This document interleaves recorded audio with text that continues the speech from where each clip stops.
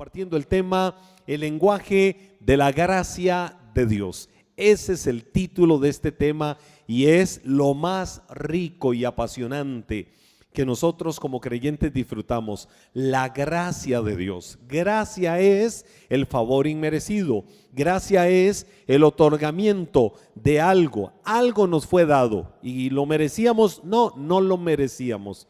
¿Ustedes creen que nosotros hoy estamos en este lugar, en esta noche, porque seamos personas muy buenas? ¿Creen que estamos en este lugar, en esta noche, por todos los méritos que hemos hecho a lo largo de la vida para estar en este lugar, para ser hijos de Dios, para ser creyentes? No nos equivoquemos. La gracia de Dios no trabaja así. Yo no estoy en el reino de Dios, es decir, no soy creyente, no soy hijo de Dios por todos los méritos, por todos los esfuerzos, por todos los sacrificios, por todo lo que haya hecho en la vida y que el Señor diga, wow, cómo me admiro, cómo me siento orgulloso de ese hijo, de esa hija, de todo lo que ha hecho. No, estamos aquí por gracia. Di conmigo, por gracia. Y esa gracia es la que nos mueve a nosotros también en gratitud a Dios, en obediencia a Dios y en atención a un llamado de Dios a servirle a Él cada día, a mostrar al mundo el testimonio de una vida de fe como hijos de Dios. Pero ¿cómo nosotros creyentes aprendemos a usar ese lenguaje de la gracia de Dios?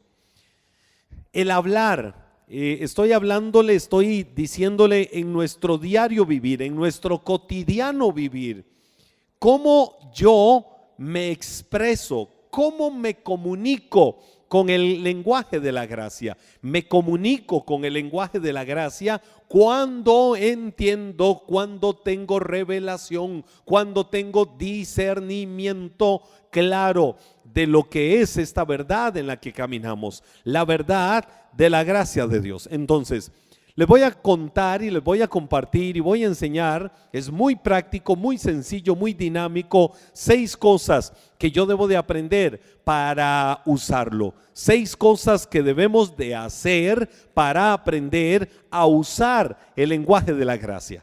6 cosas. ¿Cuáles son esas 6 cosas? Di conmigo, cerrar. Cerrar, vamos a tener presente eso y vamos a ir por partes. Es decir, un acróstico, vamos a ir armando un acróstico con esas 6 cosas que nos ayuden a tener más amplitud, a tener más claridad, a tener más luz de lo que es ese lenguaje de la gracia, ese lenguaje que nos mueve por el favor y la misericordia que Dios nos ha dado. Número 1, entonces, ¿cómo yo ejercito el lenguaje de la gracia de Dios? ¿Cómo aprendo a usarlo? Número 1, cambiando patrones mentales. Ese es el primer paso que vamos a dar. No le estoy hablando de una estructura bíblica, le estoy hablando de 6 dinámicas que yo he desarrollado en torno a lo que comparto hoy con ustedes, fundamentadas en la Biblia, en la palabra, para disfrutar la gracia de Dios, para disfrutar lo que ahora somos, lo que ahora tenemos en Cristo. Entonces, número 1, cambiar patrones mentales. Voy a ejemplos prácticos. A veces tenemos que hacer diferencia entre lo que tiene que ser con Dios y lo que tiene que ser en nuestro cotidiano vivir. Lo que tiene que ser en nuestro diario vivir y lo que tiene que ser en mí intimar, en mí relacionarme con Dios. ¿Cómo yo cambio patrones mentales? Muchas veces podemos decir o hemos dicho, voy a tratar de ser mejor. ¿Alguien ha dicho eso? Tratar de ser mejor empleado, tratar de ser mejor papá, tratar de ser mejor mamá, tratar de ser mejor cónyuge, tratar de ser mejor en el deporte, tratar de ser mejor en todas las cosas de la vida. Y es algo que debemos de procurar cada día, tratar de ser mejor. Pero en la gracia de Dios, en la vida de fe, se aplicará aquello de trataré de ser mejor. O muchas veces esto de tratar de ser mejor lo llevamos a unos niveles un poco duros, un poco drásticos. Entonces hay gente que dice, le voy a ofrecer a Dios golpear mi cuerpo, porque Pablo lo dice. Pablo dice, golpeo mi cuerpo, hablando de las disciplinas de fe. Pablo, cuando decía golpeo mi cuerpo, estaría diciendo Pablo sobre su relación con Dios, de que él tenía que hacer sacrificios para ser acepto delante de Dios. No, Pablo no se refería a eso. De hecho, Pablo en el contexto estaba hablando de las disciplinas de un atleta, de las disciplinas de un deportista. Disciplinas en su vida práctica como nosotros en nuestra vida espiritual tenemos que tenerla, pero específicamente en lo que es la gracia, el estar en la vida de fe, el estar como hijos de Dios en nuestro diario vivir, no aplica aquello de decir voy a ofrecer a Dios golpear mi cuerpo. Golpear mi cuerpo puede ser voy a hacer un sacrificio para mostrar mi amor a Dios. No aplica de esa manera. O como alguien decía, rasgaré mis ropas para mostrar que me humillo delante de Dios. Golpear mi cuerpo. Trataré de ser mejor cada día en mi relación con Dios. Aquello de rasgaré mis ropas, romperé mis ropas. ¿Cómo se le llama a eso? Sacrificios religiosos. A veces hasta someterse a autoflagelación, es decir, golpear el cuerpo, latigarse el cuerpo, decir voy a caminar tantos cientos de kilómetros o voy a caminar tantas decenas de kilómetros mostrando mi amor a Dios para ser acepto delante de Él. Esos son sacrificios religiosos. Debo de cambiar ese tipo de lenguaje por uno sencillo. ¿Cuál es? Estoy en la gracia de Dios. No practico métodos religiosos, no hago cosas religiosas para ganarme el favor de Dios, para que Dios me vea con buenos ojos. No, yo no tengo que hacer nada de eso. Y lenguajes como ese, voy a tratar de ser mejor con Dios, voy a someterme a un proceso de humillación en algunas áreas. No, todo eso nosotros tenemos que cambiarlo por estoy en la gracia de Dios. Se lo voy a empezar a ilustrar. Hebreos capítulo 13, verso 9. La palabra dice, bueno, no lo tengo acá registrado, no hay pantalla para esto. Hebreos 13, 9, mire cómo la Biblia lo describe, cómo la Biblia lo dice. No hagan caso de enseñanzas extrañas, dice la palabra, que no tienen nada que ver con lo que Jesucristo nos enseñó. Es mejor que nos dé fuerzas la gracia de Dios y no esas reglas, dice la Biblia, que nos dé fuerza la gracia de Dios y no esas reglas acerca de lo que se debe de comer y lo que no se debe de comer, pues nunca han ayudado a nadie. Ahora, ligo este pasaje de Hebreos 13 con Primera de Corintios capítulo 8, versículo 8, que dice la Biblia ahí. Claro, que el que Dios nos acepte no depende de lo que comamos, pues no vamos a ser mejores por comer, ni vamos a ser peores por no comer. ¿Qué está hablando el escritor de Hebreos?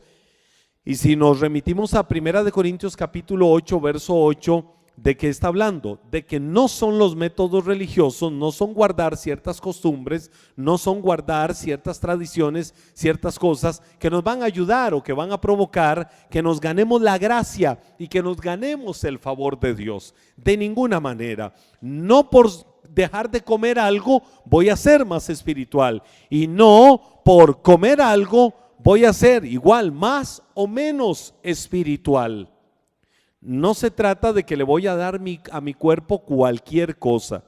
En el contexto de lo que estaban hablando era de que se abstenían de comer algunas cosas, diciendo no, esas cosas son sacrificadas a los ídolos. Esas cosas no se deben de comer porque eso es abominación delante de Dios. Otras cosas sí, eso sí se debe de comer porque eso agrada a Dios. Pero ellos lo ubicaban en un plano religioso, cosas que decían comer esto es malo, comer arroz y frijoles es malo, es pecado. ¿Cuántos dicen amén? Nadie iba a decir eso.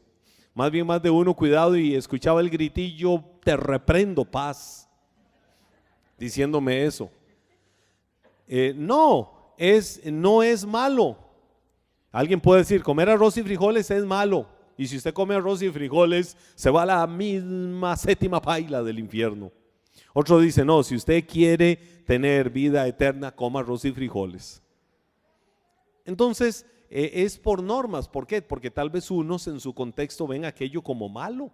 Otros en su contexto no ven aquella comida o aquella bebida mala. Entonces quieren someter a la gente a ciertas tradiciones, a ciertas cosas para ganarse el favor de Dios. Pero el favor de Dios o la gracia de Dios trasciende cualquier cosa.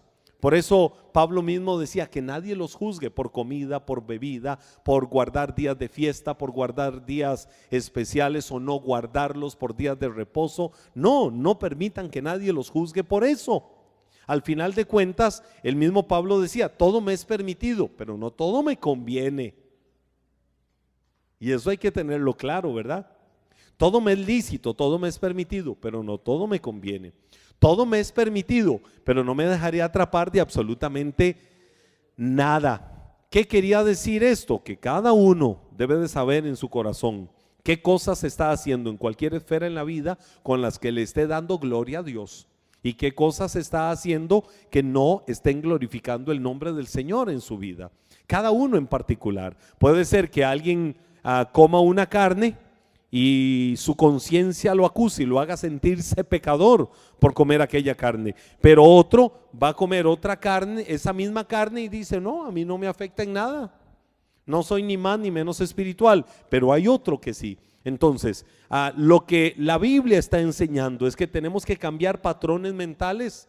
¿Por qué? Porque la gracia de Dios trasciende cualquier cosa. No es por imposiciones, no es por dogmas, no es por estructura. Esto es por la gracia de Dios. Y en el Antiguo Testamento yo me encuentro a un personaje que vivía muy adelantado a la gracia.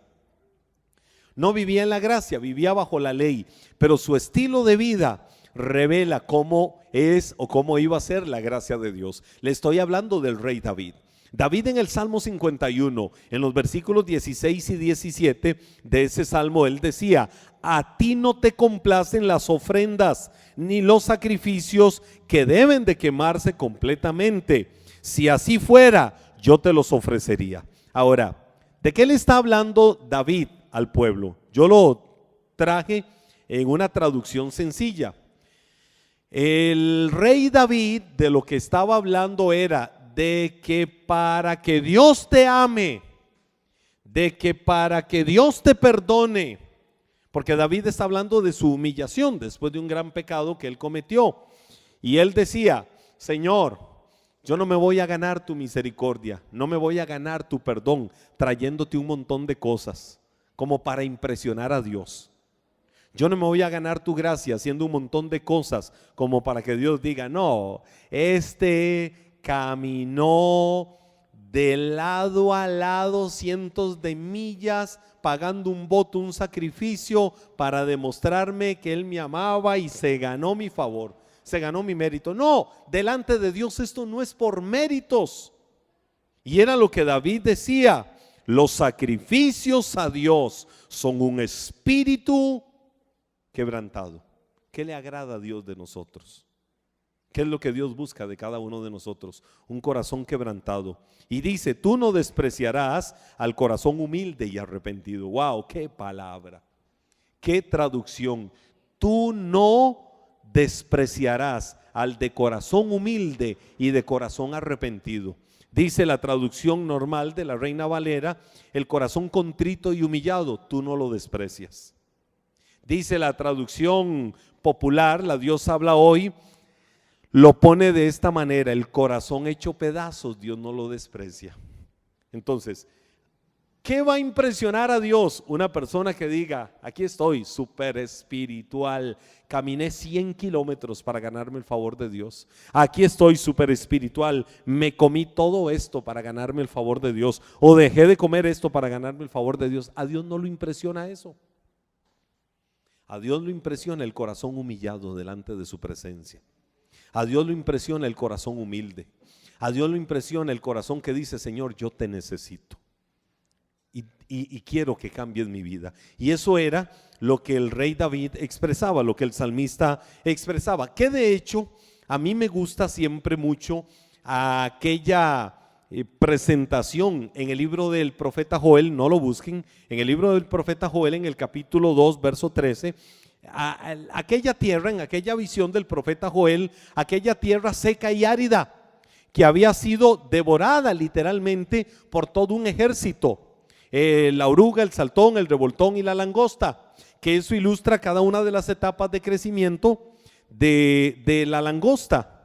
La langosta, hablando de langostas del desierto, al principio, ¿qué son? Una oruguita, veámoslo como la paloma, son una oruga. Otra etapa en su crecimiento se llama saltón, otra etapa en su crecimiento se llama revoltón y otra etapa se llama langosta, o se llama en este caso mariposa. ¿Qué le quiero decir con esto?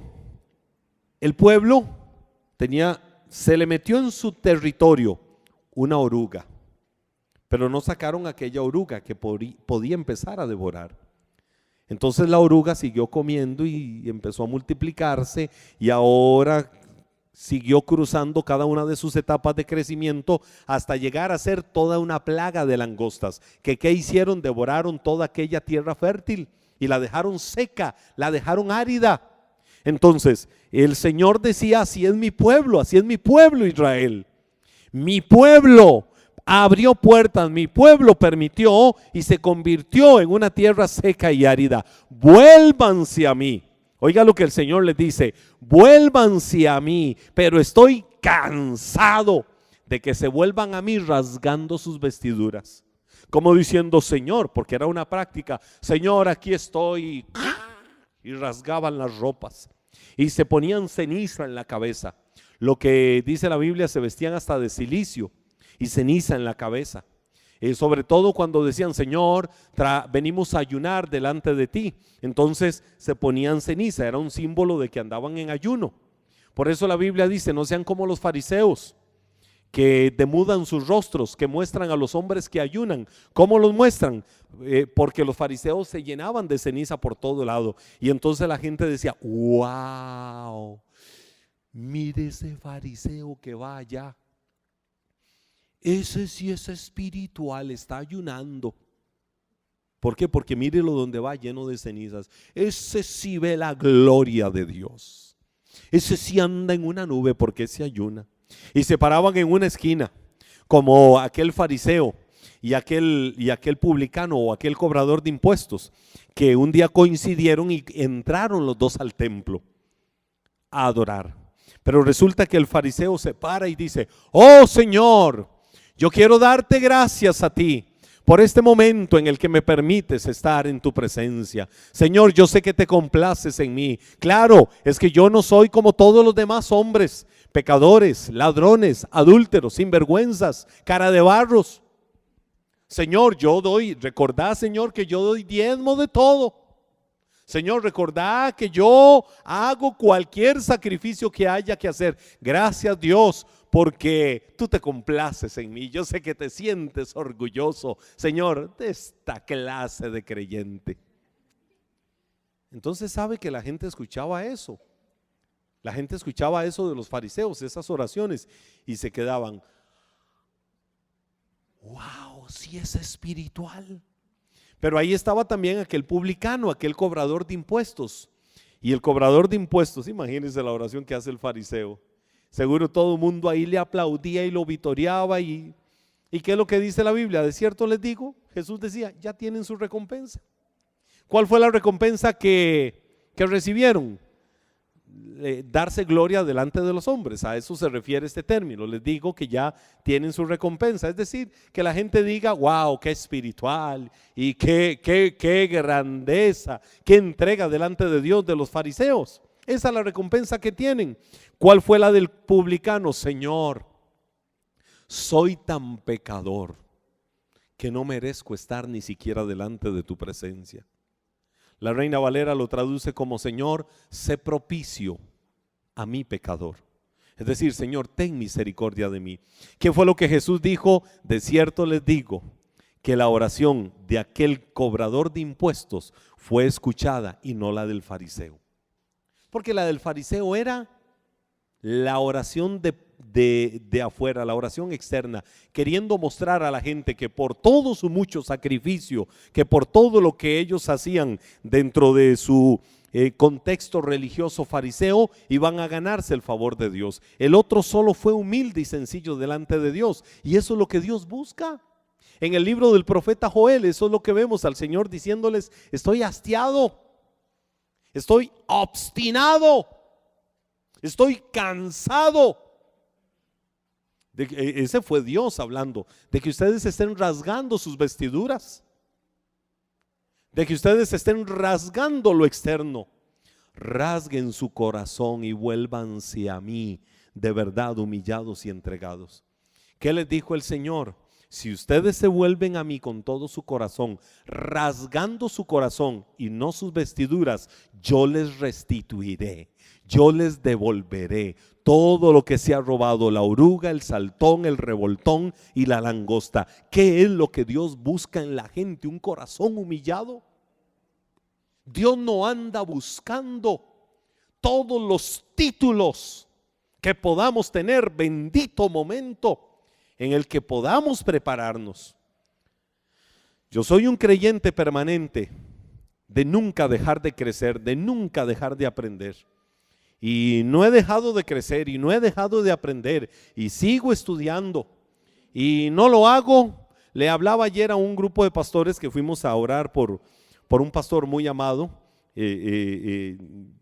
uno de mis amigos entrañables del alma, el pastor Carlos Pérez de Maná en Alajuela, y él tuvo un accidente grave y gracias a Dios está bien en su proceso de convalecencia. Y ayer fuimos algunos pastores a orar por él, mi pastor y otros pastores y yo estuvimos toda la tarde compartiendo con él, animándolo y fortaleciéndolo. Y estando ahí hablábamos de todo esto, hablábamos de la importancia de la gracia de Dios, hablábamos de la importancia de la dependencia de Dios, hablábamos de la importancia de la confianza en el Señor. ¿Pero por qué les iba a poner el ejemplo de él?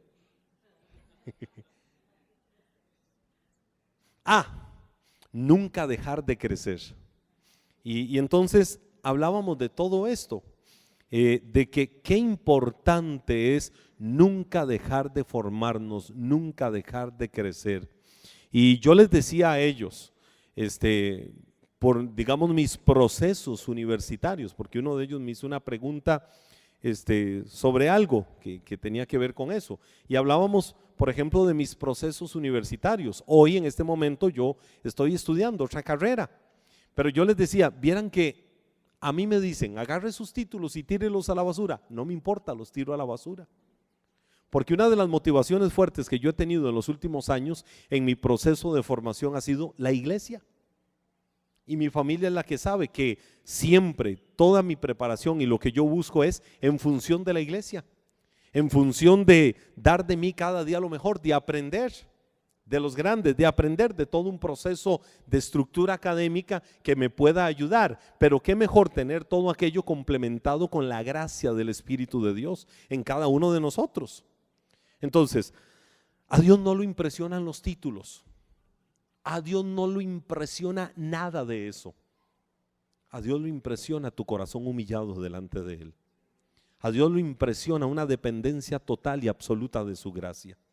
Eso es lo que a Dios lo impresiona, y eso es lo que yo me encuentro acá. Cómo tenemos que romper esos patrones mentales que tenemos de cómo yo me gano el favor de Dios. Solo depende de Dios. Solo humíllate delante de Dios, solo sométete a la gracia de Dios cada día para que puedas ver la operación de Dios en tu vida. La gracia es un favor inmerecido, pero lo disfrutamos cada día. No hay que hacer méritos, no hay que hacer esfuerzos, no hay que hacer sacrificios para que Dios nos ame. Por supuesto, hay una obra terrenal, hay un ministerio terrenal, y nosotros en gratitud a Dios por ese amor y por esa salvación tan grande que el Señor nos ha dado. La Biblia dice no la descuiden. La Biblia no está diciendo no la descuiden porque se les escapa. No la descuiden es no te vuelvas mediocre en lo que Él te ha dado. sino que entrégate cada día dando lo mejor acá en la tierra para la gloria de Dios, para alabanza de su nombre. Pero sí rompamos patrones mentales, porque en cuanto a la gracia, en cuanto al favor de Dios, no necesitamos absolutamente nada. Número 2, rompemos patrones mentales o cambiamos patrones mentales. Número 2, erradiquemos ciertas expresiones. Erradiquemos cierta jerga también en nuestro lenguaje, cierta forma de hablar. Estoy con la letra C, ahora con la letra E. Erradiquemos ciertas expresiones. Expresiones como ¿cuáles? Estoy defraudado de mí mismo. Me siento decepcionado de mí mismo. La verdad es que donde veo muchas cosas, me siento un fracasado. La verdad es que siento que no he hecho nada, que no he logrado absolutamente nada. ¿Sabes qué eso?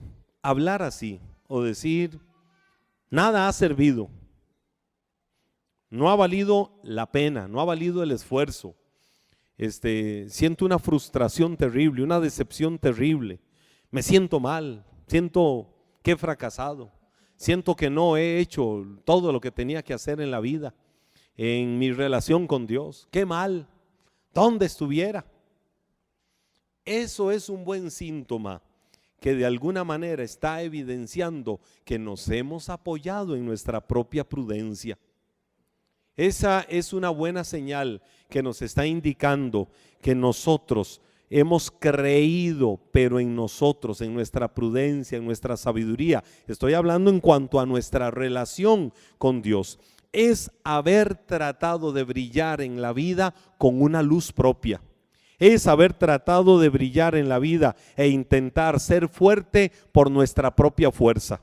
Esa es una evidencia de que muchas veces tratamos de ser fuertes por nosotros mismos, de que nos apoyamos en nosotros mismos. Abre tu Biblia en el libro de Proverbios, capítulo 3.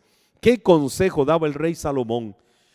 Claro, su padre, un docto en la gracia en el Antiguo Testamento. Salomón, qué herencia más bendita tuvo de su papá David, de cómo David vivía la gracia de Dios en el Antiguo Testamento. Proverbios capítulo 3, libro de Proverbios capítulo 3, versículos del 5 al 8. ¿Estamos ahí? La Biblia dice, confía. Estoy leyendo la Reina Valera, pero contemporánea. La del 60 dice, fíate del Señor de todo tu corazón. Dice esta, confía en el Señor de todo corazón. Ahora mire los pasos, mire la forma. Confía, di conmigo, confiar. Ahora mi confianza debe de estar puesta ¿en quién? Yo debo de confiar, pero ¿en quién debo de confiar? En Dios. ¿Y de qué forma debo de confiar en Dios? De todo corazón. Confía en el Señor de todo corazón y no te apoyes en tu propia prudencia, no te apoyes en tu propio consejo, no te apoyes en tu propia sabiduría, no te apoyes en tu propio intelecto, no te apoyes en tu orgullo, no te apoyes en tu personalidad, no te apoyes en tu carácter, no te apoyes en tu temperamento, no te apoyes en tus títulos, no te apoyes en tu dinero, no te apoyes en tus bienes materiales, no te apoyes en absolutamente nada que es efímero, que es pasajero, que está aquí solo de paso. La Biblia dice, apóyate, confía en el Señor, pero hazlo de todo tu corazón. No te apoyes en tu propia prudencia. ¿Por qué? Porque nuestra prudencia muchas veces es imprudencia. Reconócelo en todos tus caminos, no en algunos, en todos. ¿Y qué va a hacer Dios? Enderezará tus veredas. ¿Es así como la Biblia lo dice?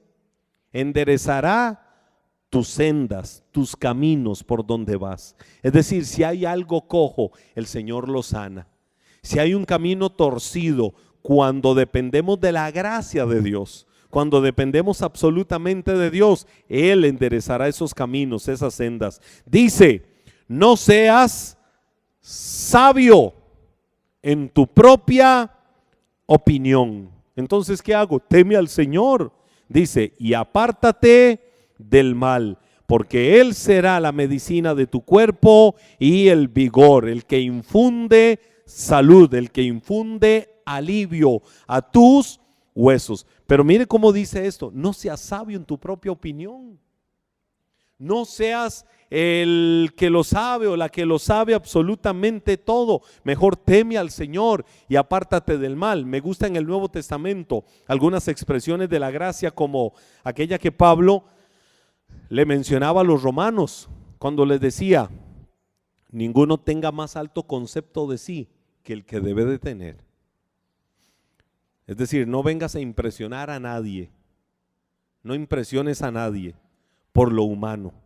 Ninguno tenga más alto concepto de sí que el que debe de tener. Piense de sí mismo con equilibrio, con cordura, con moderación, conforme a la medida de fe que Dios ha dado a cada uno. Dios te ha dado una medida de fe, Dios te ha dado dones particulares, Dios te ha dado una gracia especial. Que eso sea lo que mida tu vida cada día, no tu propia opinión. Viene Pablo y le escribe también a la iglesia de Filipos y les dice: considerando cada uno a los demás como superiores a sí mismos. Ese es un principio de la gracia. Considera a los demás como superiores a sí mismos. Vea, yo por ejemplo veo a Ale. Ale, ¿qué edad tenés? Tiene... bueno, es que lo pensó cuando dijo 18. No, si usted mañana cumple 18, hoy tiene 17. Eso se lo dice alguien de 49. Yo tengo 49 años.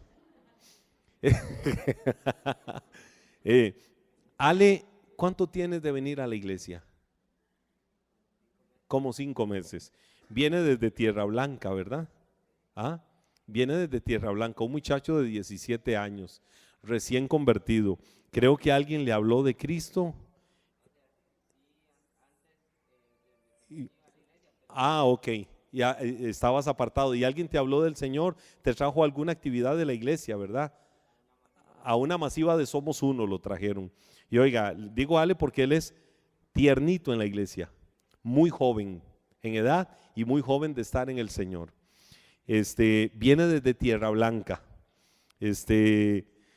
Yo puedo decir, Ale es recién convertido, está apenas en el Señor y llegando, y yo, la verdad es que ¿qué me va a enseñar él a mí?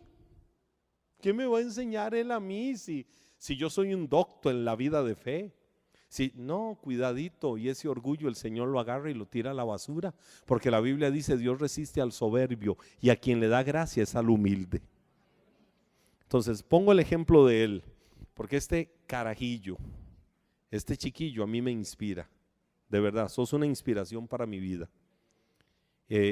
Yo lo veo en su fidelidad, en su entrega. Fielmente siempre viene a la iglesia desde Tierra Blanca. Usted se va ahora para su casa, la mayoría nos vamos para la casa y vivimos muy lejos, 2, 3, 4, 5, 6 kilómetros. Él tiene que viajar allá a las faldas del volcán Irazú. Y no viene en su carro, no. Pero cuando yo veo esas cosas, yo digo: Señor, esas son las mejores escuelas que uno tiene en la vida. De ese amor, de esa entrega, de esa gracia. Entonces, ¿qué digo yo? Él tiene mucho que enseñarme a mí. Yo tengo mucho que aprender de él. Y si usted ve a cada persona con un corazón humilde, con un corazón sencillo, usted va a aprender de todas las personas algo bueno. La Biblia dice: considerando cada uno a los demás como superiores a sí mismo.